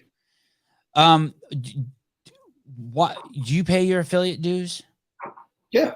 And why do you do that? Why do you continue? You're a 10-year affiliate. Why not just switch your name to Nicholas Sellers Fit? It don't roll off the tongue as well. But you already know. You've talked to it with all these affiliates. It's you're paying your dues. It's a tribute. Was it tithing, right? Yeah. Tithing to the CrossFit community. Yeah, that's what it is. I don't want to sound too arrogant. CrossFit, it will definitely teach me new things, because I will rewatch something, and because I'm a different person now, I've got 10-year affiliate, I will hear it differently and see it differently and take something different from it. So yeah, sure, I'm still going to be learning from the CrossFit Journal. But yeah, I'm going to be learning something for sure. So that part of it's great, but I probably don't have to continue it as a CFL3 to continue to be able to do what I do, which is help people become more fit. So in that regard, I don't need CrossFit, and everybody's going to come in here from word of mouth. CrossFit isn't referring them to me. And it's probably just as much people that are like, oh, this is a CrossFit gym, I'm going to go there, that say, oh, this is a CrossFit gym, I ain't going there. So it's not even the name you're buying. It's just like, hey, this was something that was a big deal for me, and I owe them, and I'm part of the team, and this is what it takes to be part of the team. These are your dues, so you pay your dues. You've been around a long time. Let me throw some things out there that are kind of cool about CrossFit. Gotcha. That maybe people, and you tell me if you agree or don't disagree. We squat below parallel. Yes. It's cool, right? Well, you want to squat below parallel for multiple reasons, and every coach needs to know this. We're talking about the health of your knee. Now, yes, there's going to be a very, very small percentage of the population who, because of anatomy, cannot squat below parallel, but that's the exception to the rule, and you don't have 10 people in your gym that are exceptions to the rule. Okay. And so, there was a time before CrossFit where it was taught the opposite. Don't squat below parallel, even though there were billions of Chinese and Indian and Middle Eastern men who sat in the ass to grass half the day. Yeah, for sure. There's with no knee problems. For sure. I mean, you should be in the bottom of the squat. We're so old school. We'll test you and try to do 10 minutes in the bottom of the squat. Just straight Kelly Star at the ready state, sit there for 10 minutes and collect that in the day. Some of the people deadlifting. Sorry, go ahead. Sorry. I was going to say that some of the best squatters in my gym, it's just funny you say like Indians, like, man, I've got, half a dozen in there and they all squat ass to grass sitting on their ankles like it's what they're supposed to do. The elderly people 70 years old deadlifting CrossFit. Yeah. Oh, for sure. Oh, okay. Yeah. Plenty of 55 plus athletes in my gym that one would come to mind. I think like 275s on deadlifts. Wow. Little old ladies. Wow. I shouldn't even say it like that because they're gonna be like, oh, he just called me a little old lady. I deadlift 275. I'm gonna jack Nick up today, and they're probably ahead of me on the leaderboard. And here's the thing: it doesn't even have to be a lot. It's the same with like you have a 60-year-old client who can clean a med ball, a 20-pound med ball 20 times in a row, and you have a capable human being who can grab their grandchild and carry him out of a burning building. Oh, look, that's CrossFit. Right? Chris Spieler. Oh, dude, we're 100% on the why right there. Chris Spieler, not long ago, maybe this is a week ago, he put up a post about CrossFit and scaling and modifying, and he does this a lot on his Instagram. But he talked about the why of it, and he puts all these like he's mountain biking and he's getting out there and snowboarding, and that's the why we do CrossFit, because we want to take in life to its fullest. This is a story I told the gym just the other day, a couple weeks back or whatever. Around that same time, it was about the why we CrossFit. And at our gym, we put up a recipe of the week and usually an article of the week. And it was the What is CrossFit one, way back in the day one. Like, you just got to go back to the roots sometime and bring it in. So I told the story about I have a 4-year-old son. He's climbing up on the walls upside down, basically doing a wall walk.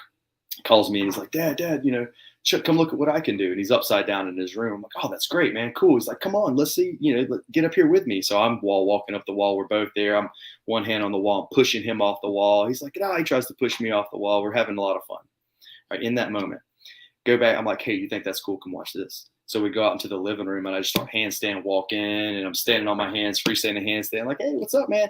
And he's just like, he thinks it's the coolest thing. I might as well have had a cape on. Might as well have been a superhero. Thor would have had to crash down through the roof to steal any of my thunder in that moment. And that's why we CrossFit. So I could take that moment in with my son to whatever capacity I have. Right. And right. Yeah, man. And that's why we're doing it. We want to be able to take life in for what it has to offer and drink that joker dry. That's why you're CrossFitting. And so my point of all of that is that I guess when you pay your tithing, the one thing you don't want, and I'm totally stealing this from Craig Howard over Diablo CrossFit. Mm-hmm. The one thing you don't want is you just don't want HQ to mess that up. You don't want them to be like, hey, we all of a sudden the L1's not is saying don't go below parallel. All of a sudden the L1 is saying, hey, you should never go upside down. Like, basically what you want them to do is you want them, and I'm putting words in your mouth. I'd like to hear what you think, but don't mess anything up, and we'll continue to pay the tithing. But if you do mess something up, meaning you change it so much that if you make the snowman out of rocks and he's no longer made out of snow, it's like, well, I'm here for the snowman. Right. Like you've changed it too much, right? Well, I think there has to be a protection of these core elements, whatever they are. I choose squatting below parallel and old people lifting up objects off the ground. Well, what is elite, Sevan? What's the word mean? Yeah, that's what we're talking about a little bit there when you say don't. That's the don't brand value, right? The brand value is like, hey, my mom's 70 and she can do a pistol. Fuck you, and that's why she can wear the CrossFit shirt. And I think that does also have to be protected. Yeah, I think that's my mom. My mom likes it that she's the only old lady at her book club that does CrossFit, and all the other. Even when my mom knows it's not a big deal, the other old ladies are like, "Oh my god." My mom's like, "You could." I agree. Yeah. Right? Yeah, dude, we're 100% agreement with this right here. And maybe the bar's just been set too low in Western culture. Maybe we got it too good. Yeah. I mean, for sure. It's like I said, the worst person, the least fit person at Thomasville CrossFit is in the 1% of 1% of 1% in the United States of fitness. I tell people that all the time. They'll be like, it's crazy. I scored in the 30th percentile in the open or 50th percentile in the open. I'm like, how's it feel to be a 1%er? Yeah. You know, because you're crushing everyone else. Like, man, I don't think 50% of the US can. I don't think 75% of the US can do one pull-up. Oh yeah, I'm with you. If I had to, yeah, for sure. And it's like, and if you can do two, now you're like fucking really, and like every Tom, Dick, and Harry at the CrossFit gym has got somewhere between 5 and 30 strict pull-ups, and it's like, holy shit, you're with some really fit fucking people. Oh yeah. Like here's what one of my goals for the gym is. This is kind of how I think about it. I want my athletes, let's say 80% of my athletes, to be able to have, let's say they would have been in the running in the 2008 CrossFit Games. Like make that a goal for your gym. What does that mean? Yeah. You got to muscle up. That's awesome. That is awesome. I've never heard that. Yeah. So just shoot for that because it's amazing. Like I remember Annie's first pull up. Annie Thor's daughter, not first pull up, first muscle up. I remember them working through it in the open. That's 10 years ago, but like that was like the fittest woman on earth right then. Dude, 2010, that's awesome. You said 2007, I could do all the workouts. 2008, I could do all the workouts. 2009, I could do all the workouts. And something happened in 2010. I can't remember what it was, but I think there was a heavy deadlift or something. And I was like, oh, fuck, I can't do the games anymore. But you're right. You're totally right to take a few days and work through the 2008 CrossFit Games, or to make that your goal as being able to do that. Like, are you as strong as Jason Khalipa was when he won the CrossFit Games? Yeah, everyone should be able. I think that's a great what a great goal. Yeah, try to be a decade ago CrossFit Games athlete, and you're a million miles away from where they are now still. And that's totally achievable. It's doable. It's totally achievable. I got people in my gym. I'd bet anything you want to bet on that if you could pluck them out right now and put them in the CrossFit Games in 2008, they'd beat the brakes off some of those guys. Dude, that's fucking. And they work out 1 hour a day. That's brilliant. So you don't have any. You're happy to pay. You're really you're happy to pay. Do you think? How about the hard times? How about during COVID or during the transition of Greg leaving? Did you ever have thoughts of jumping ship? I had more disdain from the people that were already jumping ship. I was more like flipping them off as they jumped out the door. Right. Like, hey, now shit's hard. We should stick together. We should pull together, not let go. When you say something like, yeah, for sure. Yes. Yeah. That's the way to say it. But when you say something earlier, it was like CrossFit don't mess it up. Yeah. Whenever the black box thing, the black square, whatever came out, you remember that? July 2nd, 2020. You the George Floyd thing. Yeah. Oh yeah. I go straight to those. Anyone I have on the show, I go straight to that date. And I look to see. That's how I like 50% of your character. I judge off right there. Okay. So here's, and I'm open to being wrong, but I'm telling you, I judge the fuck out of you. This is a story how we did it with the gym, because everybody's putting something up, and if you were damned if you did and damned if you didn't twice. Right. And that's kind of where CrossFit got put in a little hard spot, in my opinion. But what I did with the gym, we didn't put anything up, and here's why. I addressed the gym in person, and I told them that we're not putting up something because it's not like the gym and the affiliate is a mixture of a lot of people, and I'm the head of it. So my opinions are my opinions. If I put it out there, then that's the opinion of the affiliate. But the affiliate is made up of 100 people who all have different opinions. So I can't put myself in that position to speak on behalf of these people or represent them in that way, because that might not be how they feel. I'm not trying to alienate potentially half of the gym. It's none of my business, and this isn't what we do. We're a fitness, we're a gym. You're different, you like this, you don't like that, and this isn't the place for that, and that's not a platform for it. Our Instagram, our stuff is a place for us to showcase our athletes and how cool they are and the awesome stuff that they got. It's not a place to put political comments on there, and CrossFit should not have taken a stance on that, just like they shouldn't have taken a stance on the Ukraine situation and not letting Roman have his flag out there. He has no input to Putin about Putin ain't calling him talk about war. Right, and this guy was denied his the ability to showcase his love and respect for his country, which is a bunch of people. Right. know? So that's where CrossFit's putting its stepping in it. That, in my opinion, just stay out of that. Stay into fitness. Stay what you know. No one really cares about what your political point of view is. There is kind of a blurred line, because you would possibly if let's say if one of your I don't know, a natural disaster came and damaged one of your clients' homes, you might post something, hey guys, on Saturday we're going over to so-and-so's house to help them move all their shit from one place to another. If you want to show up, come. I might post something about it, but I'd probably talk about it in the gym and do an email, because for me, this is just me. Right. But I don't want to put it on social media like I'm like, hey, look at me, help. Okay. I got a place for that. Yeah. It's funny. A lot of people want me to talk about stuff. So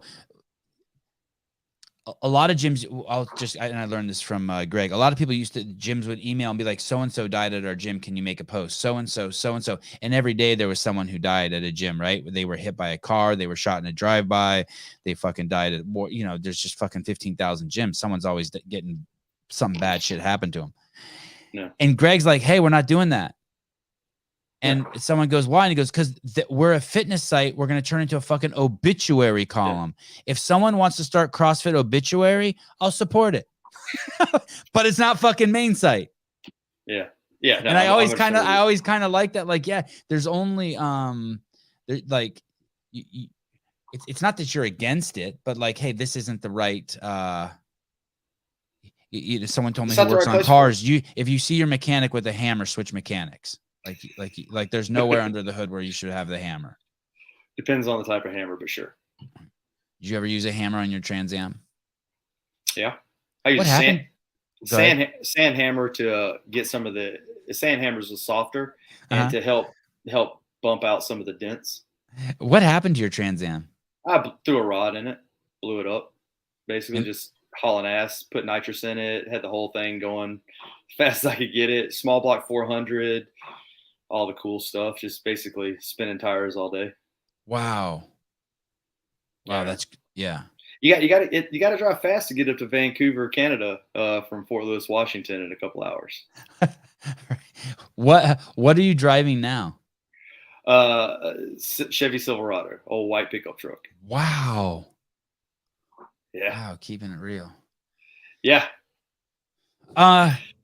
Anything but before we part ways, anything you want to add?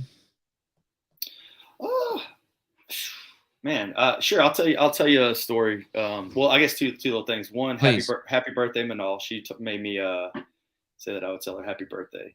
Awesome. And who is that? Is that your wife? No, Manal Patel is one of the members who happens to be her birthday today. Okay. Indian lady. That's right. Yeah, Patel. Yeah. I know some Patelas. Patel, yeah. Patels. Patel is the thing in your knee, right? Yeah. So I'll tell the deadlift story with my wife, and this is what helped get me to a 400-pound deadlift, which is not anything crazy, but crazy. It's crazy. How much did you weigh? How much did you weigh at the time? Probably $150, 155. Yeah, definitely under 170. I don't know exactly what the comparison was for me and my wife's weight, but so I remember in the gym, like we're doing deadlifts or whatever, and this is when my wife got up to about 315 in the deadlift. And I think about this time, I'm deadlifting like 335, 345 or something like that, whatever it made to match with the plate. So it must have been 335, just to put a couple extra tens on there. And I remember when she deadlifted 315, like everybody's around the gym, or maybe it was 305, whatever it was over 300. And I wasn't too far ahead of it, you know? So then she lifts it, drops it from the top, looks at me, is like, now go make me a sandwich. You know what I mean? Everybody, I swear to you, man. So everybody at the gym, all that kind of stuff right there. Dude, I deadlifted twice a week for like 6 months to get over 4 or 5. I'm like, no that way. is awesome. No way. Yeah, no, she's a superstar. She's beat me, and I don't know. Like, I had to get my wife pregnant twice to beat her in the open. Right? And that's right there. Yeah, I'm judging. That's like 2017, I want to say, and that's her in the volunteer stuff. Yeah, that's a good one. Oh, I'll tell you a Noah Olson story. You guys are big fans of him, please. And this is because in the beginning, it does seem like he got a bad rap for it, for whatever reason, just being misread. So I'm judging at regionals, and he's over there eating some Chick-fil-A, and just kind of by himself. He's super young, but one of my athletes who was there, Connor, he loved him. You know, he definitely was his role model kind of stuff. So he gives me a hat. He's like, hey, will you go get Noah? Will you get this autographed? And I'm like, oh man, I really don't want to kind of cross that line. I was like, I'll tell you what, if an opportunity comes up, I'll do it. And he's like, you know, that'd be great. One of your members asked you. Yep, that's right. Okay. So I bring the hat to Noah. He's sitting there eating some Chick-fil-A or whatever. And I'm like, hey man, I got to, sorry to interrupt you. I know you don't have a lot of time. And I don't even have my judge's shirt on. When you're outside of the judging area, they want you to be covered up. They don't want you to have your judge's shirt on or anything. So people just think you're regular Joe.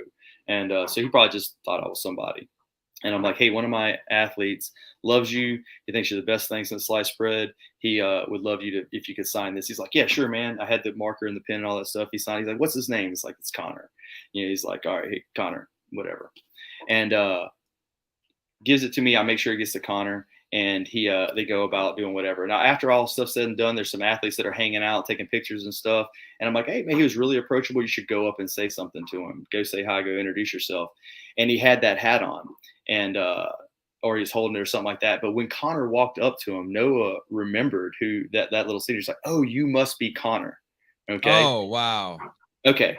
So that kid from there, he went and qualified top 200 for the teen division, like the 16-year-olds that next year. And qualified top 200, made it to his little online regional for teens, and then became a CFL2 coach here at the gym. Has helped multiple people get lose 100 pounds. So that one little thing that Noah did carried this guy a pretty long way, you know. Wow. And he attributes it to that. Well, I just know it had a part in it. Right. Yeah, I know that kind of motivated him. It had a part in it. Yeah. Yeah. Noah is a really good dude. Super sweet. Yeah. So yeah, those are some of the kind of. Oh, David Foster. He's cool. He's up at Flowery Branch, Georgia, up at there at Max Gain CrossFit. I think I took my USAL 2 there. Oh, that's cool. David, thank you. You're awesome. Thank you. Okay, sorry. Back to Noah. Oh yeah, so that's the story I got with Noah. Yeah. He's a great dude. And I hear you guys tell stories and stuff about him to try to convince people how awesome he is. And there's another one to help. It's cool talking to someone like you who's been in the community for 10 years. You've seen so much. You have so many stories. You know so many people. It's crazy. Yeah, I've loved it. I don't want to go anywhere. I don't want it to stop. I have a lot of fun. It's just about, you know, how do we keep things going forward, and how do we grow it? How do we make more influence in our town? Because people need it. You know, there's more diabetes centers and dialysis centers that are popping up than CrossFits, and that's probably not what you need. No. You know? Well, thank you so much for coming on. Someone, Kat Schreer said, Schreer said in the comments that she's one of the hosts of the Clydesdale podcast. She said, do you ever have anyone on who didn't, any affiliate owners who didn't serve?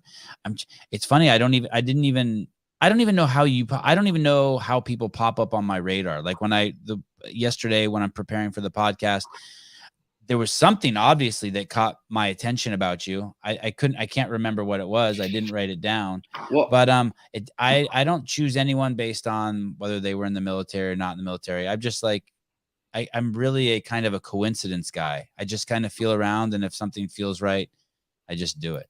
Well, dude, you were on a podcast, you were doing one of your shows, and at the end of it, you talked about your idea. And when I heard it, I mean, I wasn't listening to it live. I might have been like 30 minutes behind or something like that.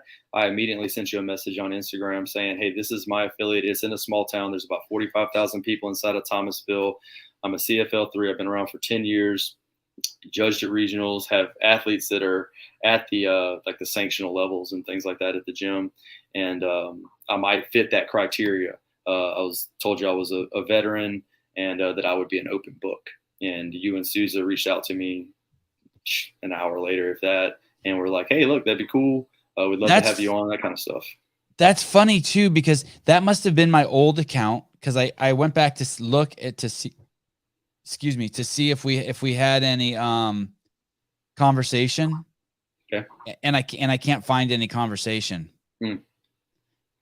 Because I got kicked off. That account got kicked off of Instagram. I know.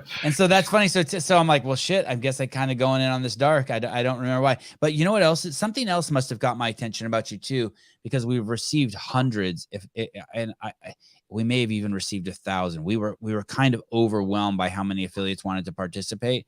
So something else. I'm guessing there was something else I saw somewhere. But anyway. I'm glad we got to meet. I'm glad we have each other's phone numbers now. You're a fucking cool dude. Oh man, I appreciate that. Thanks, man. You're pretty cool yourself. And stay in touch, and maybe one day our paths will cross again. If there's ever anything I can do for you, shoot out to me. Thanks for your honesty. Yes, go do it. Yeah, one more thing that I think you'll like. I think it's Dustin. Hey, that's my guy. So this is just a little side thing that I think you'd like's pretty cool. Pretty cool. Big into arm wrestling, right? Yep. Cleve Dean, you know the name? Wow. Yes. Okay, so small town here. Pavro, Georgia is the town right next to it. His great grandnephews work out here. No shit. Yeah. 10 years old. Their hands are bigger than mine. Fascinating. So, for those of you who don't know, there was a point in time when Cleve Dean was the greatest arm wrestler in the world, and there was a man named John Brzezinski who ended up sort of taking that throne from him. You can David watch the versus movie Goliath too. Yeah, and so I went out to film with Cleve Dean there. What was the name of the town? That was the town I went to with the P. Pavo, Georgia. Pavo, Georgia. Yes, I went out there to film with him, and I hung out there for a couple days. You just don't know trailer park, right? Like trailer rentals or something like that. Yes. Yeah, he moved those like the mobile homes around for people to live in. Yep. And which was fascinating to me because I'd never seen that shit coming from rural or suburbia California. Yeah, there he is. There's Cleve. Yep. Dude, his hands. So we ended up going to a Waffle House. I'd never even heard of a Waffle House, and we went to a Waffle House together. And all the items on there, it was me and the filmmaker I was with, who was my girlfriend at the time, and Cleve Dean. And he takes up a whole bench on one side. I think he was over 500 pounds. And we're on the other side. And we order the food, and he offers to pay. And I said, I'll pay. And he says, no, I'll pay. And I said, no, I'll pay. And the items there, the most expensive item that any of us ordered was like $1.99, like for the entire breakfast. It was so cheap. It was crazy. Well, $7, you can get 1,000 calories, no problem. And I go up to pay, and it was like $52. This is in 2003 or something. I'm like, $52 or whatever it was. And I'm like, okay. And I just pay. I don't ask any questions. And the lady comes out with 2 huge bags, each full of those clamshells full of breakfast, like 10 breakfasts in each. Yeah, I believe it. And he goes, and she goes, here you go. And I'm like, oh shit. And I quickly put it together. This dude's not done eating. And we hung out with him. We hung out with him for the rest of the day, and he just ate all day. Damn. He just did like that was his thing. That like and that's why he wanted to pay.